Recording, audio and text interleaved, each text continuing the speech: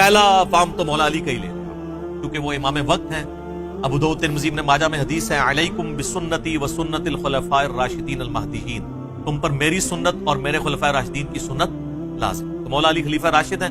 ان کا فام یہ ہے کہ المصنف ابن ابی شیبہ میں یہ حدیث موجود ہے کہ مولا علی رضی اللہ تعالیٰ عنہ قنوت نازلہ پڑھا کرتے تھے اور کہا کرتے تھے اللہم علیک بمعاویہ و اشیائہ، اور عمر بن عاص کے بارے میں بھی اور ابا سلمی کے بارے میں بھی کہ اے اللہ معاویہ اور اس کے شیعہ کو تباہ و برباد کر، عمر بن عاص اور اس کے شیعہ کو تباہ و برباد کر، ابا سلمی اور اس کے شیعہ کو تباہ و برباد کر.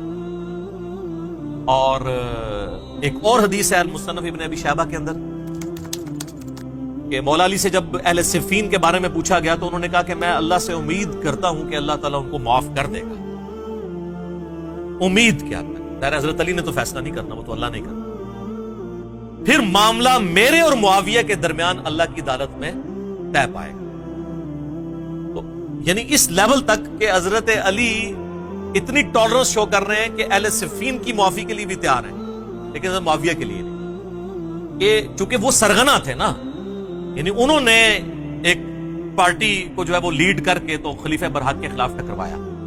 تو یہ بات بھی یعنی سمجھ آنے والی ہے. تو یہ پہلا فارم ہو گیا جی، یہ پہلا ریفرنس تھا جو اس حوالے سے ہم نے ڈسکس کیا، دو احادیث سیدنا علی کے حوالے سے.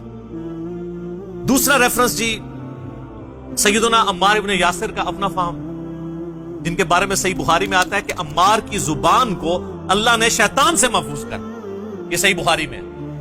تو عمار سے پوچھ لیتے ہیں. عمار بن یاسر کا آپ حضرت علی کے ساتھ کمٹمنٹ کا لیول دیکھیں، 93 ایئرز ایج ہے. جنگ صفین لڑنے کے دوران اس وقت 93 کے تھے، وہ 37 ہجری میں شہید ہوئے. 93 سال بڑی عمر ہوتی ہے. تو عمار بن یاسر کا فہم سنن الکبری البیہقی میں موجود ہے.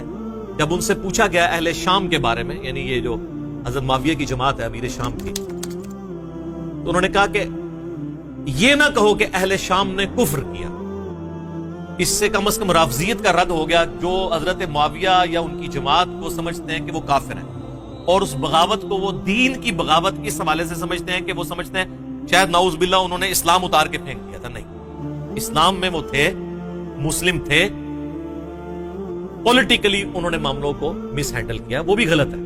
اس میں عمار بن یاسر کیا کہتے ہیں، یہ نہ کہو کہ اہل شام نے کفر کیا، بلکہ کہو انہوں نے فسق کیا اور ظلم کیا. فسق کہتے ہیں گناہ کبیرہ کو.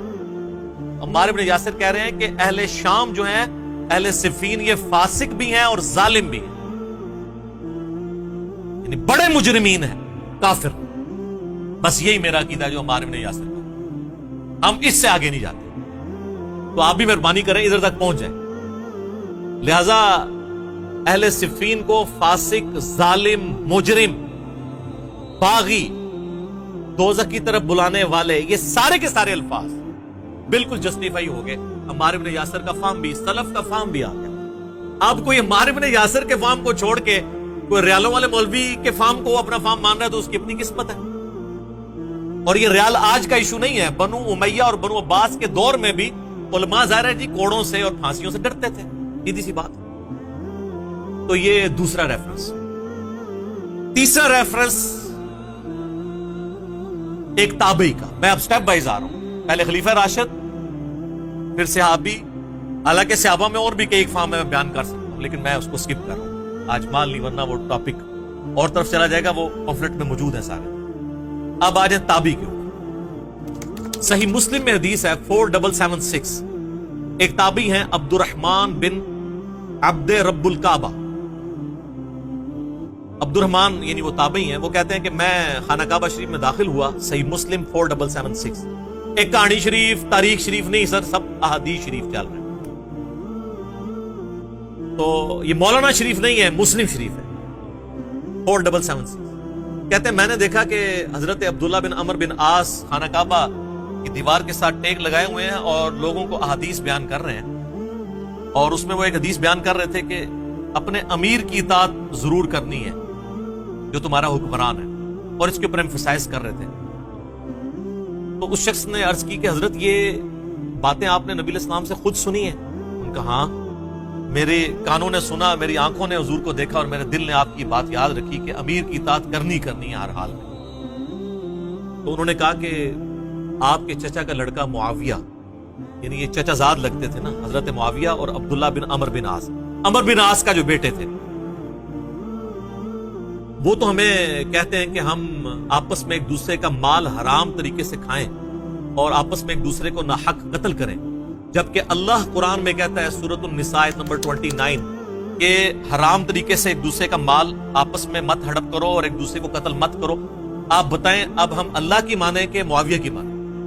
اب یہ ظاہر ہے بڑی ایک سخت بات تھی، تو حضرت عبداللہ بن عمر بن عاص نے تھوڑی دیر تک خاموشی اختیار کی اور پھر سر اٹھا کے کہا کہ معاویہ کی اطاعت کرو ان کاموں میں جس میں وہ اللہ کی اطاعت کے اندر تمہیں حکم دے، اور معاویہ کی نافرمانی کرو ان کاموں میں جس میں وہ اللہ کی نافرمانی کا حکم دے، اور یہی عقیدہ مسلمان کا ہوتا ہے۔ بخاری اور مسلم دونوں میں حدیث ہے، مولا علی کہتے ہیں نبی علیہ السلام نے فرمایا کہ مخلوق کی اطاعت صرف معروف کے اندر ہے، اللہ کی اطاعت کے اندر ہے۔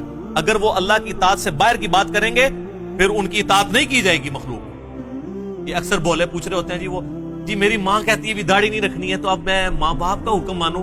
یہ وہ بندہ ہے جو ماں باپ کے کہنے پہ کبھی دہی لینے کے لیے بھی دکان پہ نہیں جاتا، وہ داڑھی کے معاملے میں ماشاءاللہ لمحہ پہ جاتا ہے۔ اب میں والدہ کا حکم مانوں یا اللہ کا؟ ایڈا پول ہے۔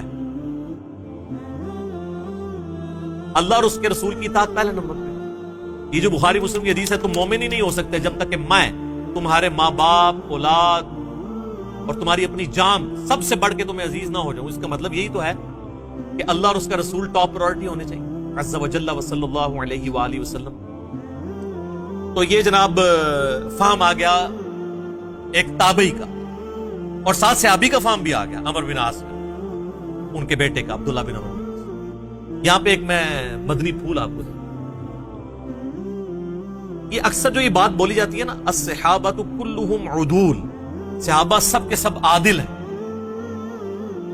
اس کا وہ مطلب نہیں جو آپ کو بریلوی دیوبندی یا اہل حدیث کے مولوی پڑھاتے ہیں یا ان کے بزرگ، ورنہ یہاں پہ عبداللہ بن عمر بن عاص کو صحیح مسلم 4776 نمبر حدیث میں کہنا چاہیے تھا الصحابۃ کلھم عدول، سارے صحابہ عدل کرنے والے ہیں۔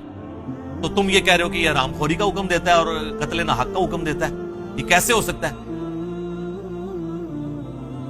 الصحابۃ کلھم عدول، یہ نہ کوئی آیت ہے نہ کوئی حدیث ہے، یہ ایک سلوگن کے طور پہ جملہ محدثین کے ہاں پایا جاتا ہے کہ روایت حدیث میں تمام صحابہ عادل ہیں، کیونکہ یہ چیز جان پھٹک ہو چکی ہے کہ صحابہ کرام سے مختلف قسم کی غلطیاں ضرور ہوئیں بحیثیت انسان، آپ اس کو اجتہادی خطا ہی کہہ لیں، لیکن رسول اللہ پہ کبھی انہوں نے جھوٹ نہیں باندھا، کیونکہ نبی علیہ السلام نے اس گناہ کی سنگینی اس قدر راسخ کی تھی ان کے اندر۔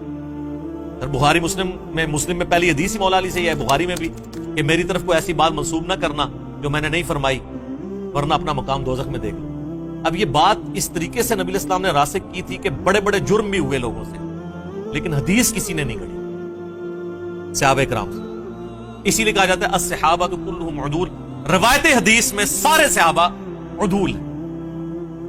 کوئی نہیں بتا سکتا کہ حضرت معاویہ نے کوئی حدیث گھڑی ہو اپنی شان میں یا حضرت علی کو نیچا کرنے، نہیں، not at all۔